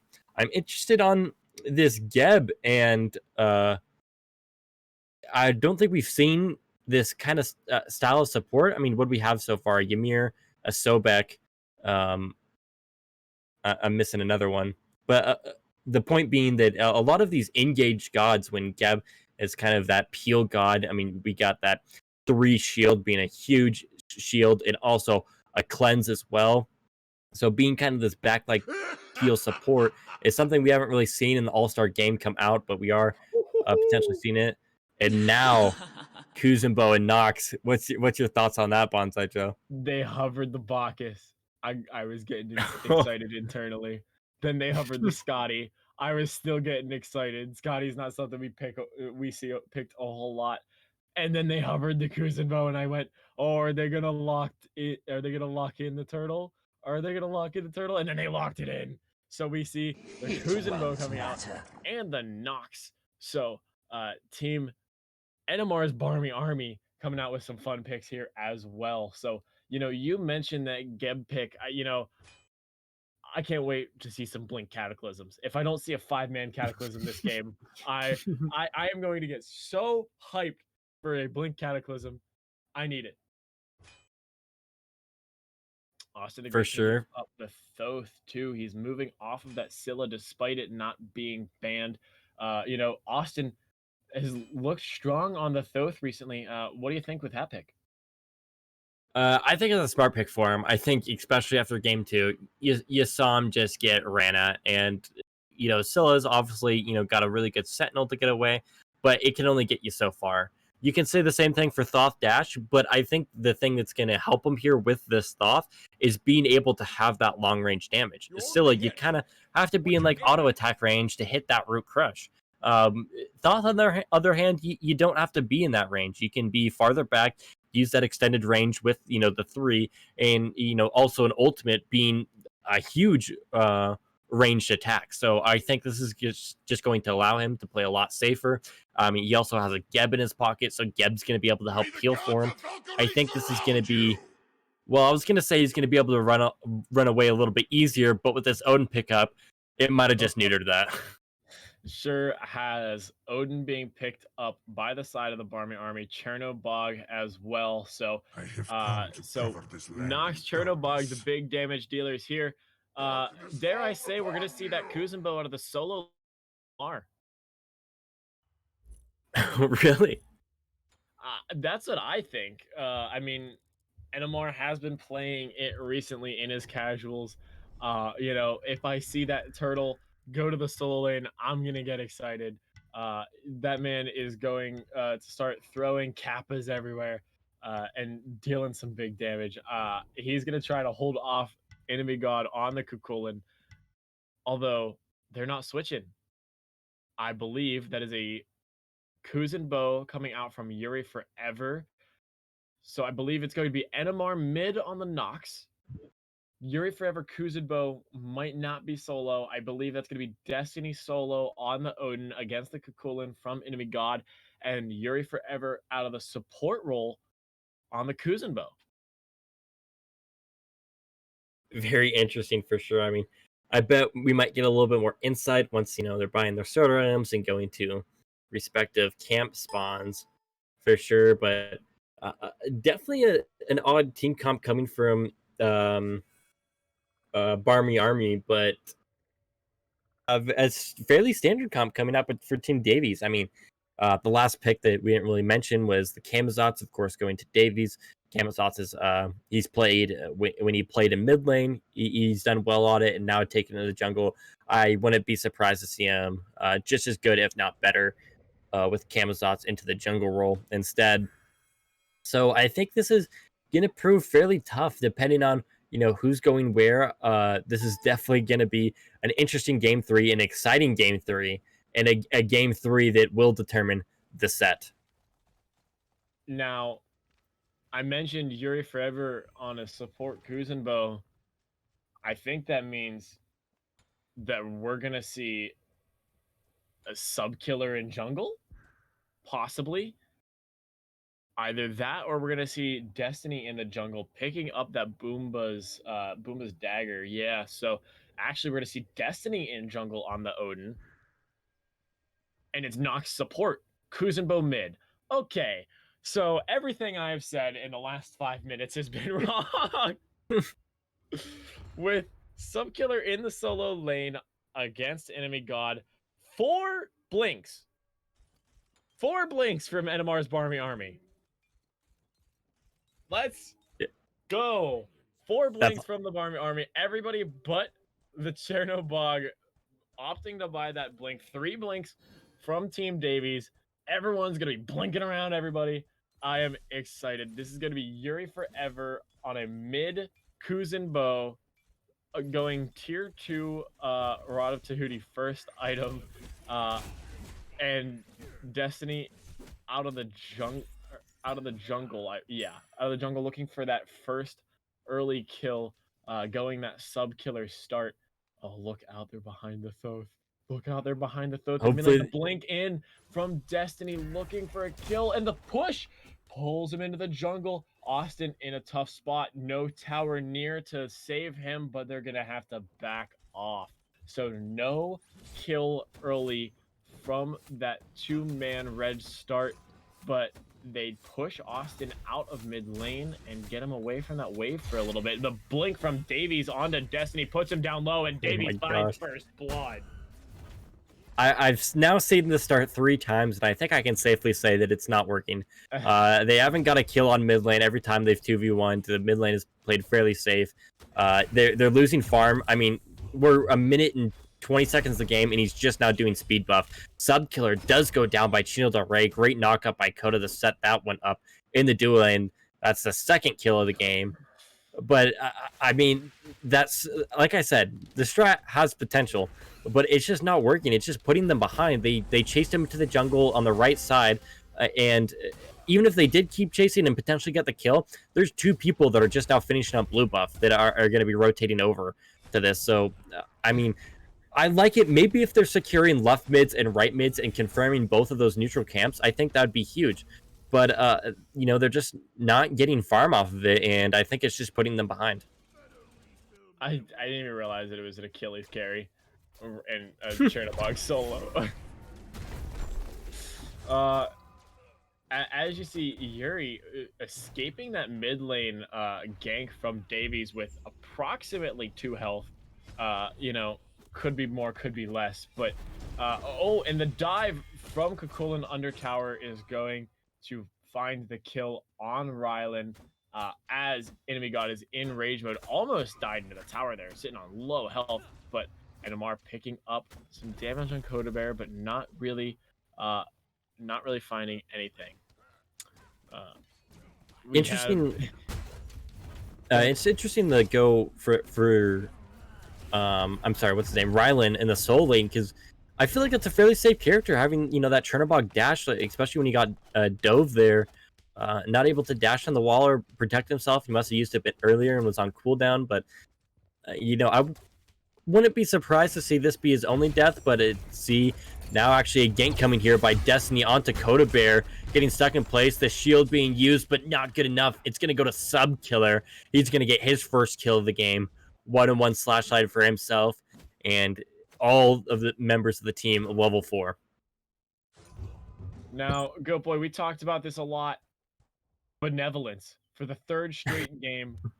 Both supports buying this benevolence with a blink and dash, and Yuri picks up the kill on Austin the Great, but he gets dove by Davies, and Davies is gonna find the return at mid lane. But look out, Destiny is here looking for some damage, doesn't quite find it. I can't believe that blink Kappa throw worked.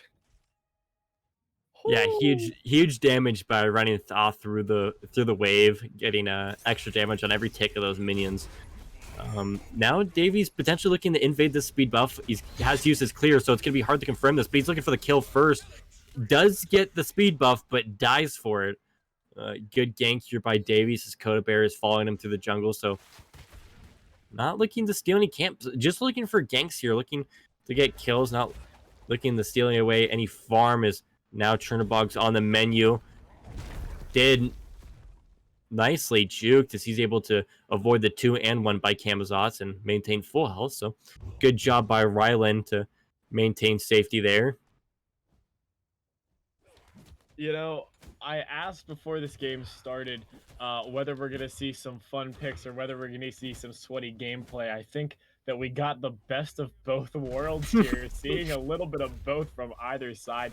Yuri Forever looking to dive Austin the Great. Didn't really care about Coda Bear's presence. The ult comes out from Enamar, and the Geb shield is gonna make sure that Austin the Great stays alive as the tick damage from the Nox ult stays alive. But look out, they're looking to bomb him, but don't quite find it. Chino Del Rey getting the solo kill out of the duo lane on Subkiller 22, but Davies coming in, sees 3 of them, deals some damage. Yuri getting low. The Odin ult coming out from Destiny. The ult from Yuri Forever. The bird bomb drops. Coda Bear looking low after a stun, and Rylan is going to pick up a kill after using that Chernobyl ult to rotate over to the left side of mid. And NMR back at the mid lane. That is all ults used from the Barmy army, but they got a kill out of it. Yeah, for sure. I think it kind of just shows that, they recognize this is a Kuzenbo mid who's going Rada Tahuti first item. But, you can't disregard... Ooh, huge play by... Huge jukes. Sorry. Yeah. No, you're fine. Now Dash comes through. Davies having a hard time. It's interesting play. He's only going for these kills and not denying farm. Of course, it's the all-star game, so the only thing that matters is kills. So I understand that point. But not denying much farm, besides being so deep in their jungle. Destiny getting down the 1 HP shield, saving his life. But going back to this Kuzenbo, he does get a lot of mitigations from his passive, and that's nothing to disregard. Now Rylan getting poked down, but the dash saves him, of course. And the only thing to knock down this Kuzenbo mitigations is going to be, I believe, the knockup from Geb. Not much, or I guess knockup from Kakolin when he rotates to fights as well. Only thing that's going to take down those mitigations. So he's actually going to be fairly tanky for, this early to mid game, despite building full damage. So as we see the gank over toward left side, the shockwave coming out from Coda Bear, the Cataclysm, and Chino Del Rey picks up the kill. Dare I say the Cataclysm wasn't necessary, but I got hyped for it anyway. Yeah, for sure. I think it's a really smart play. Despite maybe the Cataclysm not being necessary, I think if Coda Bear, is frugal with his abilities there, doesn't get that knock-up. I mean, we saw Achilles going right for the stun, but now the rotation coming. Good double knock-up by Gino to get away from that one. And but Coda Bear peel, but Nox ult being blocked by the wall of Odin. A little miscommunication. Oh, so they're gonna I have didn't to even think about that interaction when they picked those 2 gods. Wow. And Rylan also using the ult over and just kind of putting himself away from the soul lane. Blink dash not available onto Austin. Yuri trying to get that pressure with that early rod, but there's a lot of members. 3 behind him. He's having a tough time getting out, man. Yuri Forever really focusing on trying to dive Austin the Great on those. I mean, Austin's gotta be laughing at that one. I mean, Yuri has to as well. This Kuzenbo, he knows is a troll pick. He knows he's just trying to get as many kills on those as the Cataclysm comes out, but it's stopped by the ultimate, the execute from Subkiller to get away. But Yuri knows he's diving just to get kills on Austin, and Austin knows it too, and Yuri paid for that one. But I know that both of them got some smiles on their face after that interaction. Yeah, for sure. Now, pushing this 9 minutes of the game, both Scorpions up, not even been touched. Only thing we've seen really is ganks, not even onto camps necessarily, just into lanes looking for kills. And right now, kills are going towards in favor of Team Davies, having the more standardized comp. We do see some items being finished, some important ones. Mainly being Camazot's getting that trans, so he's going to start stacking that. Chiron opting for that shifter shield, and I think that's a really good pickup because he's going to need that extra defense from how many people are going to be in his face, going against this team. So I think that's a smart pickup for him in this scenario, allowing him to box sub killers. We see the health bar advantage being in his favor. I mean, he's also at a 2-level deficit. That knockup's going to be huge. And I think this is going to be sub killer's life as Davies rotates over and picks up that kill. Yeah, we see them continuing to get caught out in these jungles, just looking to run away. These just huge rotations. Davies and Kodabear are operating as a unit as Yuri Forever finds that unit in his lane. Kodabear and Davies, they've been attached to the hip since about minute 3, and they're going to look over toward right side as well. But the counter rotation, Destiny finding the kill on enemy god, but Davies is here looking to pick up Rylan. Kodabear with the roll out, and Shockwave picks up the kill on Rylan, but they're stuck under tower. Kodabear taking big tower damage. NMR ulted into the wall. Another blocked ult from NMR hits a wall, and Kodabear is looking to come back in. The roll out canceled. Oh, the huge. Shockwave not there after the silence from NMR, and he picks up that kill, but Austin the Great finding the poke gets the kill under tower, looking to dive. Destiny looking low. Austin taking the brunt of some hard tower hits, and they are not going to be able to pick up that kill. But Destiny with the bird bomb, but it goes back on him as Davies is the one that's able to pick up that kill, and the blink out, not able to get pushed by the Kuzenbo, and that is a 2-for-1 trade for Team Davies, I believe. I believe they got Destiny and Sub Killer out of that. NMR. Or yeah, Destiny and NMR rather, for just the price of Enemy God. Yeah, I think that was a great play by Davey, just a smart player, knowing that, you got those immunity frames on his jump, so just able to jump over the bird bomb, very well played, and just able to turn and burn because he did shield, bird bomb, so that means he's gonna have no shield when he lands, and able to kind of just one shot him with his ability rotation onto him. Very smart play, and I kind of want to shift back over to this duo lane because Subkiller, and never mind, actually, as a fight kind of breaks out, finally the ultimate does not get stopped by the wall. It goes onto Davies as he actually drops his ult. Stun hits, but there's the Geb shield that's oh so annoying. Rylan joining the party as well. There's the Catechism slowing down.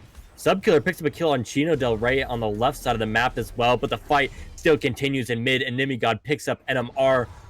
Ultimate being used, knocks up Rylan to slow him down, but not slow enough. Kodabear blinks in, gets a knockup.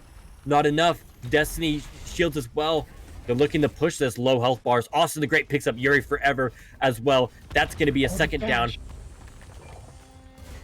Dash, but no stun as Tier 1 tower falls. And Tier 1 tower also falls in left lane after Subkiller finally able to pick up a solo kill for himself. As he's been ganked so much throughout the early game, getting that 1v1 battle finally went into his favor. And it definitely looks like he played last game, saw how he played, and is now trying game 3 and seeing how much can I get away with. I'm going to build Trans. I'm going to build probably that Ichabal again, and let's see how much damage I can get away with by playing this 80 this Achilles carry. So as we look for more action here, there's going to be a rotation toward mid, 2v2, mid and supports here. Austin looking kind of low, though. I know Yuri Forever is looking to bomb him, but 3 levels down. I mean, you look at this lead from Team Davies, and I mean, it started with just gold, it started with just kills, and now it's turning into levels. The XP difference pretty big, almost 2 levels in 2+ levels in every single role except for support. They're really looking to take this lead and play with it. If I'm NMR's Barmy Army, we gotta sit back and farm a little bit. Yeah, for sure. Nox ult being used, and now Rylan using that ult to escape as he got ganked in right lane. So he's going to use that to get to mid lane and retreat out of that one, maintain his life. But blue buff looks like was confirmed in favor of Barmy's Army. I thought it might have been invaded, but looks like Davies himself is going to be rotating over. This is going to be dangerous for NMR and Yuri, potentially, as there's no tier 1 tower. Blink dash not available as Davy ults, but an ultimate of Yuri's going to follow. One goes down and go ahead and make that 2 as Coda Bear picks up Yuri forever into tier 2 tower. Chino picks up the kill on Subkiller with that ultimate. He's got a second life. It's a 1v1 on Destiny. Gets the knockback. Just needs an auto or 2. Chino's got to be careful, but he does have teammates on the way. This 3. Destiny able to jump the knockup as well. Gets away with murder for a while. Blinks away, but Davies is going to be there right as the shield falls. So Destiny loses his life for that one. I mean, Chino just barely picking up that kill with the last shot of his ultimate. Subkiller not able to get out of there alive, and it causes them to get a second life for Chino, and he uses that to keep Destiny there and force him to pay. Yeah, for sure. Very easy gold fairy being picked up at 15 minutes of the game for Team Davies. Right Scorpion still up, so no Pyromancer or Fire Giant spawning yet. But so far, just maybe we can look at the graphs here, because the gold lead is now pushing pretty high up to, what is that, 7k in XP difference, up to 10k. Really starting to go into favor of Team Davies. If I'm NMR's Barmy Army, I'm gonna get kind of nervous, because this is typically something you can come back from for sure, but it's gonna be a lot harder when you're running a comp like this. Yeah, a comp like this, and also down almost 12k in the XP side. I mentioned they really need to look for farm, but how can they look for farm when they're getting dove on this like they are now? Rylan gonna have to use something to get away. Finds the ultimate, finds the dash, and I didn't even see that there was 3 people over at the left side. So Yuri forever picks up the kill on Chino Del Rey on the left, and Rylan gets out with his life. So counter rotation, and we're gonna look for a counter push. Maybe we're gonna see some backing. Coda Bear and Austin the Great looking to back. That could have turned into a base race moment, but Davies was not ready for it. Oh, the Blink Cataclysm comes out from Coda Bear, and he's looking for the kill on Rylan, doing crits, and it gets stunned, and he is dead. Does not find the kill on Rylan. Looking for more, though, finds the kill on Subkiller 22 and Destiny there. Rylan in the wall. Davies waits, finds the kill. NMR is on the run. Austin picks up that one, but they do get the Phoenix out of it. Yuri forever, the last one alive, back at base. A 4-for-1 trade for Team Davies, but they get a Phoenix. They get that pressure out of that left lane, and incredible. Is huge. Typically that might not be worth, but in this situation, I think it's very much worth. Great recognition by Barmy's Army, because they didn't really think they were going to push that Phoenix. They had kind of the surprise advantage, and at one point, Austin the Great, stopped his back and just let Coda back himself. So that, gave them some extra time to be able to take, and Yuri forever picking up the kill with an ultimate of his own onto Austin the Great in the mid lane with a good gank coming through by Destiny. But sorry to continue my thought. This is Fire Giant Scorpion is still up, so even if they deicide right there, they can't take Fire Giant.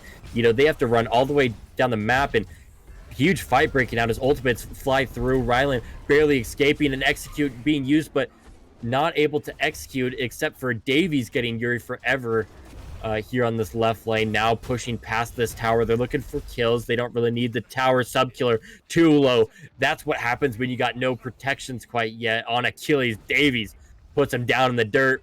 NMR rooted and keeping his distance away. Now looking to retaliate with a Phoenix of their own. Not many to defend 3 members, but scattered.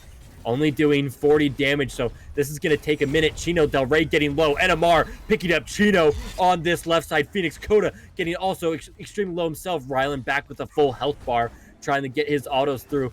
NMR trying to stop Davies, but he's going ahead and hop into the Odin to save his life, but not enough. Gets the double, and then Animi picks up the third, so that's a godlike for Davies. 13-0 for himself on this Camazotz, wreaking havoc. A lot of kills, but same situation. Maybe some towers, but still no Phoenix. Phoenix in favor of them. Scorpion still up. They can't take fire. By the time Fire Giant spawns, all members of Barmy's armies is going to be back up. I mean, it's just incredible what Davies is doing here. This is a 13-0 performance on Camazotz right now. That he is just looking so unstoppable. 2 people tag teaming him, and there is nothing they can do about it. Davies just an absolute menace. Let me just point out also Rage. He built Rage and has that fully stacked now. Yeah. He has a fully stacked Rage, fully stacked Transcendence, fully stacked Soul Eater. What else can he stack at this point? I think he might have been thinking about stacking Head of the Urchin, but realized that gives no power, so might as well just build a Deathbringer for this last item. So he's gonna stack a Gauntlet of Thieves and then sell it. Odie Fury specifically being picked up by Team Davies. That's going to be kind of nice to help defend against that left Phoenix.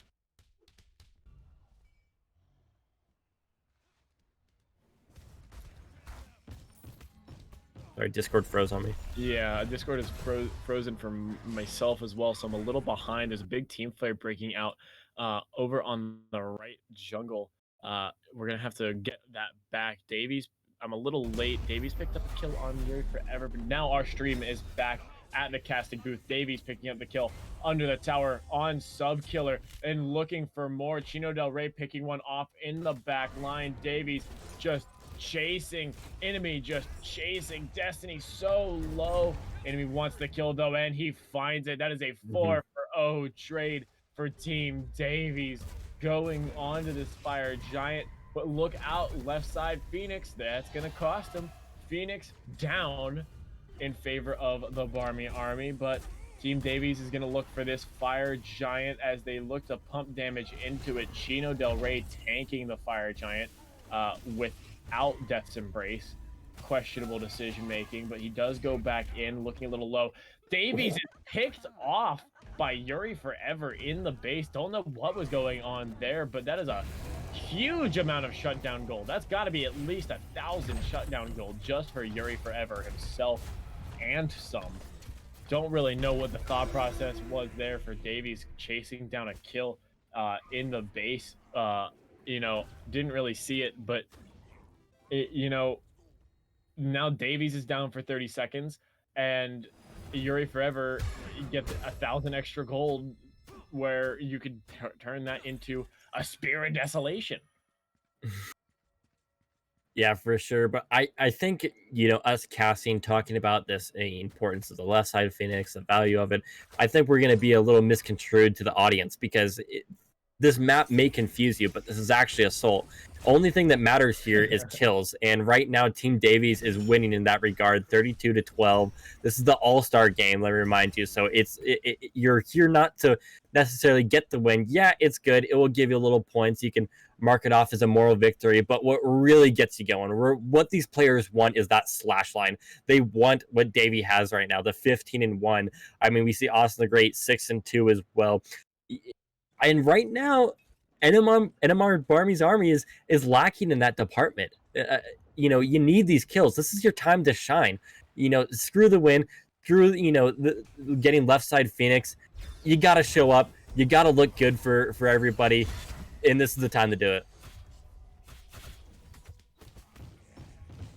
So as the left side Phoenix gets pushed by Team Davies, there's a little bit of a separation in the mid lane. Davies is there in mid, but Rylan comes over with the Chernobog. All this is a 4v3, but the whole Team Davies is gearing in on Rylan. Austin the Great picking up the kill, but look at those low health bars. Chino Del Rey finding the kill on Subkiller. He's not able to find any executions. Davies getting the rotation over. All it is NMR and Destiny left to defend this bird. Destiny looking low, getting caught out, getting knocked up by enemy god. Diving, finds the pickup, is Chino Del Rey. Davies looking for the kill on NMR, will not stop until he gets it, even if it means the Titan attacks him. Never mind, he will stop. But they're looking to end this game. Titan looking low, 25%, getting down to nothing. NMR trying to defend, but he can't do it. And the all-star game goes to Team Davies. Huge, insane game. I'm surprised you didn't scream it out, but a huge cataclysm came through. I mean, a team comp like the one that they just ran, it's just kind of lacking in the damage. I mean, when you're getting, or sorry, not damage, the protections rather. When you're going against a Geb, it makes it really hard to just burst damage out. Is he's just able to uh, negate so much of it, especially running compassion. I mean, NMR is playing Nox, and he's the tankiest character on their team, and he's building cooldown boots and Stone of Binding, which aren't necessarily huge protection items, and also running that compassion, but compassion can only do so much for your team. It's only in a certain radius. It's only 100 damage per ability that it can absorb. And Rylan tried to do something at the end, but it just came through for Team Davies for sure at the end. Just kind of ran through them one by one and able to end the game. Huge plays for Team Davies. A phenomenal set for sure. I mean, I don't want to point something out here, but I'm gonna point it out. Second top player damage on NMR's Farming Army was Yuri Forever on the Kuzenville mid. So, as we look back at that set of 3 games, game 3, I definitely got to give the MVP to Davies. That man was a menace everywhere on the map. Like, come on. But Austin the Great pulling his best game of the set here today. Looked so good on that Thoth, getting that long range pick, not allowing the enemy team to dive him. And just before the game, you said that that's what he wanted to look for, and he really got it. So Davies and Austin are the two that really spoke out to me this game. But overall, for the entire set, it's got to be Davies. Man played insane.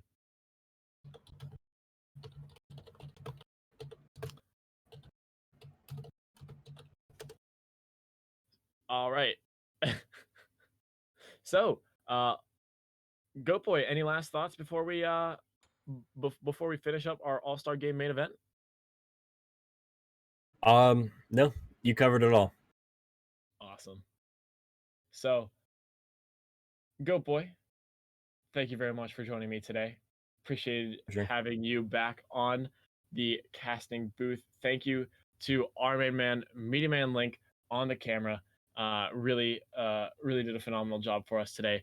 I'm Bonsai Joe. Stay tuned. In about 10-15 minutes, we will have our other All-Star Game event. The side games, we got some Assault, we got some Siege, we got some Joust, all coming up. All 5v5, by the way. It's gonna be a lot of fun. So so stay tuned. We'll be back soon. We got another lineup of some great players coming up for some fun game modes. Can't wait to see you guys soon. And thank you for joining us for the All-Star Games today.